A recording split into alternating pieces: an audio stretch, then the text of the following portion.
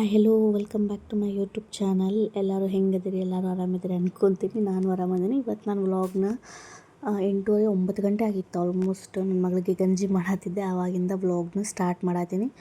ಬರೀ ಇವತ್ತಿನ ಡೇ ಹೆಂಗೆ ಹೋಗ್ತೈತಿ ಅಂತೇಳಿ ನಿಮ್ಮ ಜೊತೆ ಶೇರ್ ಮಾಡ್ಕೊತೀನಿ.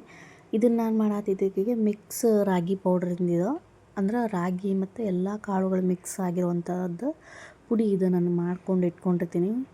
ಬೇಕು ಅಂದಾಗ ಸ್ವಲ್ಪ ಬೆಲ್ಲ ಹಾಕಿ ಮಾಡಿಕೊಟ್ಬಿಡ್ತೀನಿ. ನೋಡಿ, ಒಂದು ಸ್ವಲ್ಪ ಮೆಲ್ಲಗೆ ಕುಕ್ ಮಾಡತ್ತೀನಿ, ಅಂದ್ರೆ ಟೇಸ್ಟೂ ಚಲೋ ಆಗ್ತೈತಿ ಅಂಥೇಳಿ ನಾನು ಉಪ್ಪಿಟ್ಟು ಮಾಡಾಕತ್ತಿದ್ದೆ ನಾಷ್ಟಕ್ಕೆ.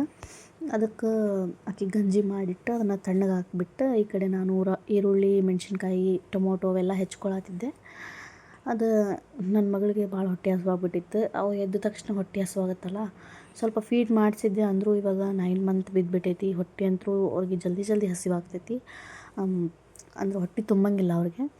ಅದಕ್ಕೆ ಸ್ವಲ್ಪ ಕಿರಿಕಿರಿ ಮಾಡತ್ತಿದ್ಲು. ಅದಕ್ಕೆ ಫಸ್ಟ್ ಗಂಜಿ ತಿನ್ನಿಸ್ಬೇಕು ಅಂಥೇಳಿ ಅಂದ್ಕೊಳತ್ತಿದ್ದೆ. ಬಟ್ ಅದು ತಣ್ಣಗಾಗಿಬಿಟ್ಟಿದ್ನಲ್ಲ, ಅದಕ್ಕೆ ತಣ್ಣಗಾಕಿಟ್ಟು ಈ ಕಡೆ ನಾನು ಹೆಚ್ಕೊಳತ್ತಿದ್ದೆ.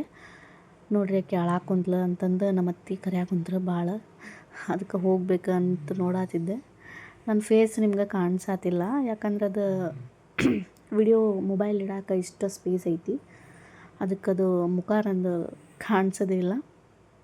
ಮತ್ತು ಇನ್ನೂ ಫೋರ್ಸಾಗಿ ಹೇಳಾಕುಂತ್ಲು. ಅದಕ್ಕೆ ಇಲ್ಲೇ ಅಡುಗೆ ಮನೆ ಕಡೆನೇ ಬರತ್ತಿದ್ಲು. ಬೇಡಕ್ಕೆಗೆ ತಿನ್ನಿಸ್ಬೇಕು ಅಂಥೇಳಿ ನಾನು ಹೋಗಿ ತಿನ್ನಿಸ್ಕೊಂಡು ಬರಾಕಂತ ಹೋದೆ. ಪಾಪ ಅದ್ರೊಳಗೆ ಅಕ್ಕಿದೇನು ತಪ್ಪಿಲ್ಲ, ನಂದು ತಪ್ಪು. ಯಾಕಂದ್ರೆ ನಾನು ತಿನ್ಸೋಕ್ಕೆ ಆಗ್ಲಾರ್ದೇ ಇದು ಮಾಡೋಕ್ಕೆ ಹೋದೆ. ವಿಡಿಯೋ ಆಫ್ ಮಾಡಿ ಆಕೆಗೆ ತಿನ್ನಿಸಿ ನಾನು ಬಂದು ಇಲ್ಲಿ ನೋಡಿರಿ ರವಾನ ಹುರ್ಕೊಳತ್ತೀನಿ.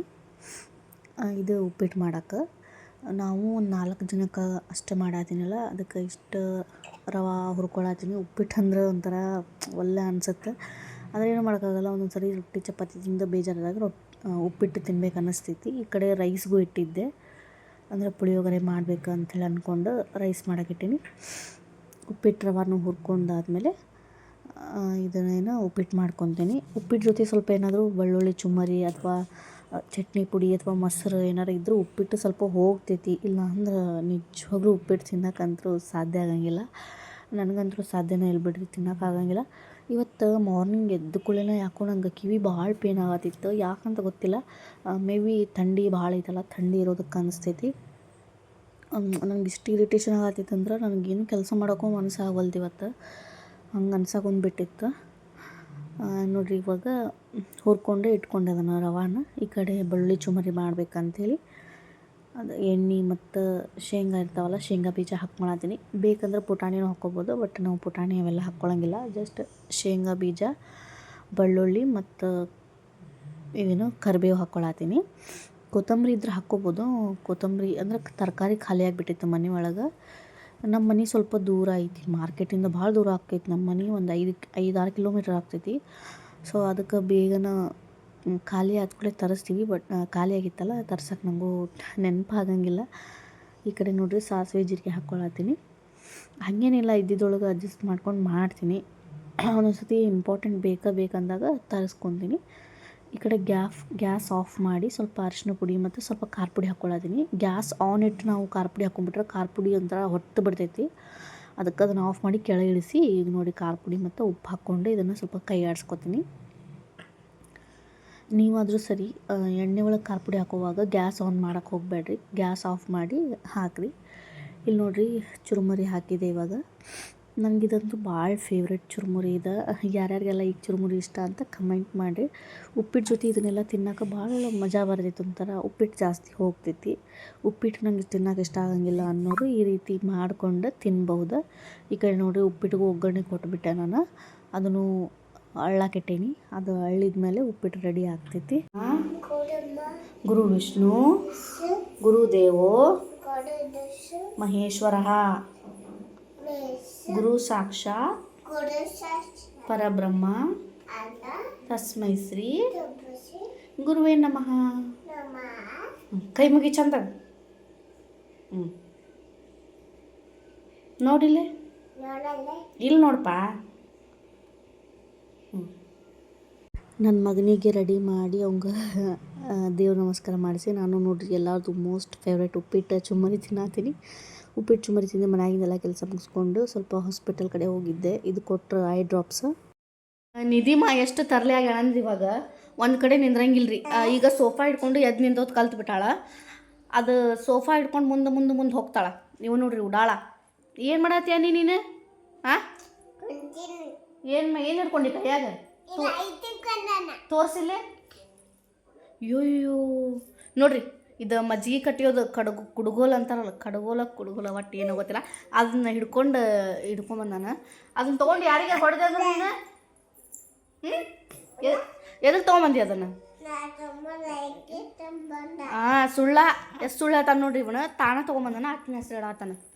ತಡಿ ಮಾಡ್ತೀನಿ ತಡಿ. ನಿಮ್ಗೆ ಅಲ್ಲೇ ಮುದ್ಕ ಬಂದಾನ, ಗುಕ್ಕಂಕಾಯಿ ಕೊಡ್ತೀನಿ. ಇಕ್ಕಿ ಅಂತೂ ಉಡಾಳಿ, ಒಂದು ಕಡೆ ಕುಂದ್ರಂಗಿಲ್ಲ. ಹಾಂ, ಸುಮ್ಕುಂದ್ರಿ. ಹಾಂ, ಆಕಿ ಕಾಲು ಬಡಿಸ್ತಿ. ಓಕೆ ಫ್ರೆಂಡ್ಸ್, ಇವಾಗ ಇಕ್ಕಿ ಅಂತೂ ಒಂದು ಕಡೆ ಕುಂದ್ರಂಗಿಲ್ಲ. ಸೋಫಾ ಇಟ್ಕೊಂಡು ಒಂದು ಕಡೆ ನಡೆಯೋಕೆ ಸ್ಟಾರ್ಟ್ ಮಾಡಿಬಿಟ್ಟಾಳ. ಇವ್ರ ದೀಪ ಎಲ್ಲ ಹಚ್ಚಿದೆ ಫ್ರೆಂಡ್ಸ್. ನನ್ನ ಮಗಳಿಗೆ ಸ್ವಲ್ಪ ತಲೆ ಕೊಬ್ಬರಿ ಎಣ್ಣೆ ಹಚ್ಬೇಕು. ಇವ್ರು 3 ಜನ ನೋಡ್ರಿ ಹೆಂಗೆ ಆಟ ಆಡತ್ತಾರ. ಅಕ್ಕಿ ನೋಡ್ರಿ ಮಕ್ಕೊಂಬಿಟ್ಟಾಳ ಹುಚ್ಚಿ. ಅಪ್ಪುಗ ಆ್ಯಕ್ಚುಲಿ ನಾವು ಎಣ್ಣೆ ಸ್ನಾನ ಮಾಡಿಸ್ತೀವಿ, ಅಂದ್ರೆ ಮೈಗೆ ಎಣ್ಣೆ ಹಚ್ಚಿ ಸ್ನಾನ ಮಾಡಿಸ್ತೀವಲ್ಲ. ಇವಾಗ ಥಂಡಿ ಇರೋದ್ರಿಂದ ನಾನು ಆಕೆಗೆ ಜಾಸ್ತಿ ಎಣ್ಣೆ ಸ್ನಾನ ಮಾಡಿಸಾತಿಲ್ಲ. ತಲೆ ಮೇಲೆ ಅಂತೂ ಸ್ನಾನ ಮಾಡ್ಸಾತಿಲ್ಲ, ಜಾಸ್ತಿ ಮೈ ಮೇಲೇ ಮಾಡ್ಸಾತೀನಿ.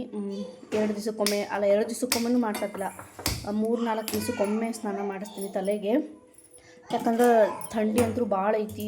ಮತ್ತು ಸುಮ್ಮನೆ ನೆಗಡಿ ಆದ್ರೆ ಅದು ಪ್ರಾಬ್ಲಮ್ಮು. ಮೊದಲೇ ನೆಗಡಿ ಆಗಿಬಿಟ್ಟೈತಿ ಈಗ ಆಲ್ರೆಡಿ ಆಕೆಗೆ. ಅದಕ್ಕೆ ಜಾಸ್ತಿ ತಲೆ ಮೇಲೆ ಸ್ನಾನ ಮಾಡಿಸಾತಿಲ್ಲ. ತಲೆಗೆ ಎಣ್ಣೆ ಹಚ್ಚುವಾಗ ಸ್ವಲ್ಪ ಕೊಬ್ಬರಿ ಎಣ್ಣೆ ಕಾಸಿನ ಹಚ್ಚಬೇಕು, ಅಂದ್ರೆ ಥಂಡಿ ಆಗಂಗಿಲ್ಲ. ಇಲ್ಲಾಂದ್ರೆ ಮೊದಲು ನೆಗಡಿ ಇರ್ತಿತ್ತಲ್ಲ, ಇವಾಗ ಕ್ಲೈಮೇಟ್ ಅಂತೂ ಹಂಗೆ ಐತಿ. ಅದಕ್ಕೆ ಇದು ಸ್ವಲ್ಪ ಕಾದು ಆರಿಸ್ಮಿದ ಮೇಲೆ ಇದಕ್ಕೆ ತಲೆಗೆ ಎಣ್ಣೆ ಹಚ್ತೀನಿ. ಸ್ನಾನ ಏನು ಮಾಡಿಸಲ್ಲ ಇವತ್ತು. ಚಳಿ ಇರೋದಕ್ಕೆ ಒಂದು ದಿವಸ ಬಿಟ್ಟು ಒಂದು ದಿವಸ ಸ್ನಾನ ಮಾಡ್ಸಾತೀನಿ. ಕೊಬ್ಬರಿ ಎಣ್ಣೆ ವಾಪಸ್ ಇಡ್ತೀನಿ. ನನ್ನ ಪಾಪುಗೆ ಯಾವುದೋ ಬೇರೆ ಆಯಿಲ್ ಅದು ಇದು ಹಚ್ಚಂಗಿಲ್ಲ, ಓನ್ಲಿ ಪ್ಯಾರಾಶೂಟ್ ಅಷ್ಟೇ ಯೂಸ್ ಮಾಡ್ತೀನಿ. ನಾನು ಇವಾಗ ಚಹಾ ಕುಡಿಯತ್ತೀನಿ. ಚಹಾ ಕುಡಿದು ಈ ಕಡೆ ಪಲ್ಯನೂ ರೆಡಿ ಆಯಿತು. ನೋಡ್ತಾ ಇರ್ಬೋದು ನೀವು. ಡಬರಿ ಇದು ನೆಗ್ಗೈತಿ ಏನು ಅನ್ಕೊಳಕ್ಕೆ ಹೋಗ್ಬೇಡ್ರಿ, ಹಳೆಯ ಪಾತ್ರೆ ಅದಾವಲ್ಲ ಅದಕ್ಕೆ ಹಂಗೆ ನೆಗ್ದಂಗೆ ಕಾಣಿಸುತ್ತಿದೆ. ಇಲ್ಲಿ ನೋಡ್ರಿ, ಮೊಳಕೆ ಕಟ್ಟಿದ್ದ ಏನದು ಮಡಿಕೆ ಕಾಳು ಪಲ್ಯ ಮಾಡಿದ್ದೆ.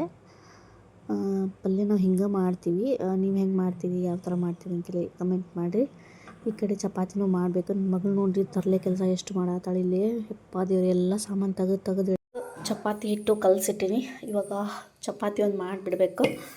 ಇವಾಗ ಕಲಸಿಟ್ಟಿನಲ್ಲ, ಒಂದು 5 ನಿಮಿಷ ನೆನೆದ್ರೆ ಚಪಾತಿ ಚಲೋ ಆಗ್ತವೆ ಅಂಥೇಳಿ. ಸೊ 5 ನಿಮಿಷ ನೆನೆಯಾಕ್ಬಿಟ್ಟಿನಿ. ರೈಸ್ ಅಂತೂ ಬೆಳಗ್ಗೆ ಮಾಡಿದ್ದೈತಿ, ಮಧ್ಯಾಹ್ನ ಮಾಡಿದ ರೈಸ್ ಐತಿ. ರೈಸ್ ಏನು ಮಾಡೋಕೆ ಹೋಗಂಗಿಲ್ಲ. ಚಪಾತಿ ಒಂದು ಮಾಡಿ ಇವತ್ತಿಂದು ಅಡುಗೆ ಮನೆ ಡ್ಯೂಟಿ ಕ್ಲೋಸ್. ಇಲ್ಲಿ ನೋಡಿ ನನ್ನ ಮಕ್ಕಳು ಮನೆ ಹೆಂಗೆ ಮಾಡ್ಯಾರ. ಇಲ್ಲಿ ಗೊಂಬೆ ಬಿದ್ದೈತಿ, ಇಲ್ಲಿ ಕರ್ಚೀಫು, ಇಲ್ಲಿ ಸೋಫಾದ ಕವರ್. ನೋಡ್ರಿ ಇಷ್ಟು ಕೆಲಸ ಕೊಡ್ತಾರೆ ಇವ್ರು ನನಗೆ. ಎಷ್ಟು ಕೆಲಸ ಮಾಡ್ತೀನಿ, ಎಷ್ಟು ಎತ್ತಿರ್ತೀನಿ ಅಂದ್ರೂ ಹಿಂಗೆ ಕೆಲಸ ಕೊಡ್ತಾನೆ ಇರ್ತಾರೆ ಇವರು. ಇಲ್ಲಿ ನೋಡ್ರಿ, ಈಕಿ ಹಿಂಗೆ ರಿಮೋಟ್ ಹಿಡ್ಕೊಂಡು ಕುಂತಾಳ. ಇವನು ಇಲ್ಲೇ ವಾಯರ್ ಚಲ್ಲಿ, ಈಗ ಹಗ್ಗ ದಾರ ಚಲ್ಯಾನ. ದೇವ್ರೇ ಸಾಕಾಗ್ಬಿಟ್ಟೈತಿ. ಎಷ್ಟು ಮಾಡಿದ್ರು ರೆಸ್ಟ್ ಇಲ್ದಂಗೆ ಕೆಲಸ ಮಾಡಿದ್ರು ಕೆಲಸ ಕೊಡ್ತಾನೆ ಇರ್ತಾರೆ. ಈ ಕಡೆ ಚಪಾತಿ ಮಾಡೋಕ್ಕೆ ಬಂದೆ. ನನ್ನ ಮಕ್ಕಳು ಹೆವಿ ಕಾಡಾತಿದ್ರು. ಇವತ್ತು ಯಾಕೋ ಜಗ್ಗು ಕಾಡ್ಸಕ್ಕೆ ಕುಂತಿದ್ರು. ನಮ್ಮ ಅತ್ತೆ ಇದ್ರೆ ನನ್ನ ಮಗಳಿಗೆ ಕರ್ಕೊತಿದ್ರು. ನಮ್ಮ ಅತ್ತೆನೂ ಹೊರಗೆ ಸ್ವಲ್ಪ ಮಾರ್ಕೆಟ್ಗೇನು ಹೋಗಿದ್ರು. ಸೊ ಅದಕ್ಕೆ ನಾನು ಒಬ್ಬಕ್ಕೆ ಆಗಿಬಿಟ್ಟಿನಲ್ಲ, ತಲೆ ತಿನ್ನಕ್ಕೆ ಒಂದು ಬಿಟ್ಟಿದ್ರು. ಒಬ್ಬರು ತಪ್ಪುತ್ಲಿ ಒಬ್ಬರು ಅವರು ನೋಡೋದು ಬರೋದು ಅಡುಗೆ ಮಾಡೋದು ಅದ ಹೋಯ್ತು ನಂದು. ಅಡುಗೆ ಅಂದ್ರೆ ನಾನು ಚಪಾತಿ ಪಲ್ಯ ಅಷ್ಟೇ ಮಾಡಿದ್ದೆ ಇವತ್ತು. ಜಾಸ್ತಿ ಏನು ಅನ್ನ ಗಿನ್ನ ಮಾಡೋಕ್ಕೆ ಹೋಗಲಿಲ್ಲ. ಮಧ್ಯಾಹ್ನ ಮಾಡಿದ ರೈಸ್ ಇತ್ತು. ಆಲ್ಮೋಸ್ಟ್ ರೈಸ್ ತಿನ್ನೋದು ಕಮ್ಮಿ ನಮ್ಮ ಮನ್ಯಾಗ. ನೈಟ್ ಟೈಮ್ ಅಂದ್ರೆ ರೈಸ್ ಸ್ವಲ್ಪ ತಿನ್ನಂಗೆ ಇಲ್ಲ ನಾವು. ಅದಕ್ಕೆ ಚಪಾತಿ ಪಲ್ಯ ಅಷ್ಟೇ ಮಾಡಿ ಇಟ್ಬಿಟ್ಟೆ ಸೈಡಿಗೆ. ನೋಡಿರಿ, ಇಲ್ಲಿ ನನ್ನ ವೇಲಿಂದು ಡಿಸ್ಟರ್ಬೆನ್ಸ್ ಮಾಡತೈತಿ. ಅದನ್ನು ಹಾಕ್ಕೊಂಡು ಚಪಾತಿ ಮಾಡೋದು ಸ್ವಲ್ಪ ಕಷ್ಟನೇ ಆಗ್ತೈತಿ. ಈ ಕಡೆ ಚಪಾತಿ ಮಾಡಿದ್ರೆ ಕಿವಿಗೆ ಇಯರ್ ಡ್ರಾಪ್ಸ್ ಕೊಟ್ಟಿದ್ರಲ್ಲ, ಅದು ಹಾಕ್ಕೊಂಡ್ಮೇಲೆ ಸ್ವಲ್ಪ ಕಿವಿ ಕಮ್ಮಿ ಆಯ್ತು ನನಗೆ ನೋವು. ಇಲ್ಲಾಂದ್ರೆ ಭಾಳ ಕಿವಿ ನೋವು ಸಾತಿತ್ತು. ನೋಡಿರಿ, ಬಾಣಂತನದೊಳಗೆ ತಲೆಗೆ ಚೆಂದಾಗ ಕಟ್ಕೋಬೇಕಂತ ಮನ್ಯಾಗ ಹೇಳ್ತಾರೆ ದೊಡ್ಡೋರು. ಸೊ ನಾವು ಹೋಗಲಿ ಅಸಹ್ಯ ಪಟ್ಕೊಂಡು ಕಟ್ಕೊಳ್ಳೋದಿಲ್ಲ. ಈಗಿನ ಟ್ರೆಂಡ್ ಅಂತೂ ಫುಲ್ ಚೇಂಜ್ ಆಗಿಬಿಟ್ಟೈತಿ. ಸೊ ನಾನು ಹಂಗೆ ಕಟ್ಕೊತಿದ್ದೆ, ಬಟ್ ಜಾಸ್ತಿ ಕಟ್ಕೊತಿದ್ದಿಲ್ಲ. ಇವಾಗ ನೋಡಿರಿ, ಕಟ್ಕೊಳ್ಳೋದಕ್ಕೆ ಈಗ ನನಗೆ ಜಾಸ್ತಿ ಕಿವಿ ಒಳಗೆ ಗಾಳಿ ಹೋತಂದ್ರೆ ಆ ಕಿವಿ ನೋವು ಆಗ್ಬಿಡ್ತೈತಿ. ಕಿವಿನ ಬಂದಾಗ್ಬಿಟ್ಟಿತ್ತು ನಂದು. ತಲೆ ಹಾಫ್ ಆಗಿಬಿಟ್ಟಿತ್ತು. ಅದಕ್ಕೆ ನಾನು ಬಡ ಬಡ ಹೋಗಿ ಫಸ್ಟ್ ಬಿಡೋದು ಬಿಟ್ಟು ಹಾಸ್ಪಿಟಲ್ಗೆ ಹೋಗಿ ಐ ಡ್ರಾಪ್ಸ್ ಬರೆಸ್ಕೊಂಡು ಬಂದು ಹಾಕ್ಕೊಂಡೀನಿ. ಆಮೇಲೆ ನಂದೆಲ್ಲ ಕೆಲಸ ಮುಗಿದ್ಮೇಲೆ ನನ್ನ ಮಕ್ಕಳ ಜೊತೆ ಆಟ ಆಡತ್ತಿದ್ದೆ. ಅವ್ರಿಗೆ ನನ್ನ ಮಗಳಿಗೆ, ಸಣ್ಣ ಮಗಳಿಗೆ ಊಟ ಮಾಡ್ಸಾತಿದ್ದೆ. ಆಕೆ ಊಟ ಮಾಡಿಸ್ಕೊಂತ ಇವರಿಬ್ಬರು ಅವ್ರ ಶಾಲೆ ಒಳಗಿಂದ ಕತೆ ಎಲ್ಲ ಹೇಳಾಕೊಂತಿದ್ರು. ಹಂಗೆ ಹೇಳಿದ್ರು, ಹಿಂಗೆ ಹೇಳಿದ್ರು ಅಂತೇಳಿ ರೈಮ್ಸ್ ಹೇಳತ್ತಿದ್ರು. ನಂಗೆ ನಗು ಬರತ್ತಿತ್ತು ಅವ್ರು ಹೇಳೋದಕ್ಕೆ. ಅಂದರೂ ತೊದಲು ಮಾತು ಕೇಳೋಕೆ ಒಂಥರ ಖುಷಿ ಆಗ್ತಿತ್ತಲ್ಲ. ಎಷ್ಟು ಕಷ್ಟ ಇದ್ದರೂ, ಎಷ್ಟು ನೋವಿದ್ರೂ, ನಮ್ಗೆ ಎಷ್ಟು ಟಯರ್ಡ್ ಆಗಿದ್ರು ಮಕ್ಕಳ ಮಾತು ಕೇಳಿಕೊಂಡು, ಮಕ್ಕಳ ನಗೋದು ಕೇಳಿಕೊಂಡು ಒಂಥರ ಖುಷಿ ಫೀಲ್ ಆಗ್ತೈತಿ, ಹ್ಯಾಪಿ ಫೀಲ್ ಆಗ್ತೈತಿ. ಹಂಗೆ ನೋಡಿರಿ ಇವ್ರು ನನಗೆ ಎಷ್ಟು ಪ್ರೀತಿ ಮಾಡಾಕಂತಾರೆ. ಅದೇ ನನ್ನ ಸಣ್ಣ ಮಗಳಿಗೆ ಊಟ ಮಾಡಿಸ್ಕೊಂತ ಇವರಿಬ್ಬರ ಜೊತೆ ಆಟ ಆಡ್ಕೊತ ಕುಂತಿದ್ವಿ. ಇವ್ರಿಗೂ ಊಟ ಮಾಡಿಸ್ಬೇಕು ಇವಾಗ. ಫಸ್ಟ್ ಆಕಿಗೆ ಊಟ ಮಾಡಿಸಿ ಆಕಿಗೆ ಸಮಾಧಾನ ಮಾಡಿಸಿ ನಮ್ಮ ಸಣ್ಣ ಮೇಡಮ್ ಅವ್ರು ಸಮಾಧಾನವಾಗಿ ಆಡಾಡಕೊಂತ್ರೆ ನಡಿತೈತಿ ಅಂತೇಳಿ ಫಸ್ಟ್ ಆಕಿಗೆ ಸಮಾಧಾನ ಮಾಡತ್ತಿದ್ದೆ. ಇವರಿಬ್ಬರು ನನಗೂ ತಿನ್ನಿಸು ಅನ್ನತ್ತಿದ್ರು. ತಿನ್ನಿಸ್ತೀನಿ ತಡಿ ಅಂಥೇಳಿ ನನ್ನ ಜೊತೆ ಮಾತುಕತೆಗಳಂಗೆ ಮಾತಾಡ್ಕೊತ ಕುಂತಿದ್ದೆ. ನನಗೆ ಇವ್ರ ಮನೆ ಮಾಡಿದ್ದು ನೋಡಿದ್ರೆ ಆಕಾರ ತೋರಿಸ್ತೀನಿ ನಿಮ್ಗೆ. ಜಗ್ಗು ಹೆವಿಯಾಗಿ ಮನೆ ಹರವಿ ಬಿಟ್ಟಿದ್ರೆ ಎಲ್ಲ ಸೋಫಾ ಕವರ್ ಕಿತ್ತೊಗ್ದು ಅಲ್ಲಿ ಸಾಮಾನು ಇಲ್ಲಿ ಚಲ್ಲಾಪಿಲ್ಲಿ ಮಾಡಿದ್ರೆ ನಾನು ಬೈದೆ, ಎಲ್ಲ ಎತ್ತಿಡ್ರಿ ಅಂಥೇಳಿ ಬೈದೆ. ಸ್ವಲ್ಪ ಎತ್ತಿಟ್ರಿ ಇಬ್ಬರು ಸೇರಿ. ಆಮೇಲೆ ಬಂದು ಆಕೆ ಊಟ ಮಾಡ್ಸಾತಿದ್ದಲ್ಲ, ಇಲ್ಲಿ ಬಂದು ಕುಂತು ನನ್ನ ಮಗ ಅವ್ರ ಸ್ಕೂಲ್ನಾಗ ಹೇಳಿದ್ದ, ಅಂಗನವಾಡಿ ಒಳಗೆ ಹೇಳಿದ ರೈಮ್ಸ್ ಹೇಳತ್ತಿದ್ದ. ಅದೇನೋ ಹೇಳಿದ, ನಂಗೆ ಜಗ್ಗಿ ನಗು ಬರತ್ತಿತ್ತು ಅವ ಹೇಳಿದ್ದು ನೋಡಿ. ಇವ್ನಿಗೆ ನೋಡಿದ್ರೆ ನಂಗೆ ಸಿಟ್ಟು ಬರ್ತೈತಿ. ಅಂದರೆ ಇವ್ನು ಮಾಡೋ ಕೆಲಸಕ್ಕೆ ಸಿಟ್ಟು ಬರ್ತೈತಿ. ಅವ್ನು ಮಾತಾಡೋದು ಎಷ್ಟು ಚಂದ ನೋಡೋದು ನೋಡಿ ಖುಷಿ ಆಗ್ತೈತಿ. ನೀವು ಹಿಂಗೇನಾ ಅಂತ ಕಮೆಂಟ್ ಮಾಡಿ. ವಿಡಿಯೋ ಇಷ್ಟ ಆಗಿದ್ರೆ ಲೈಕ್ ಮಾಡಿ. Thank you.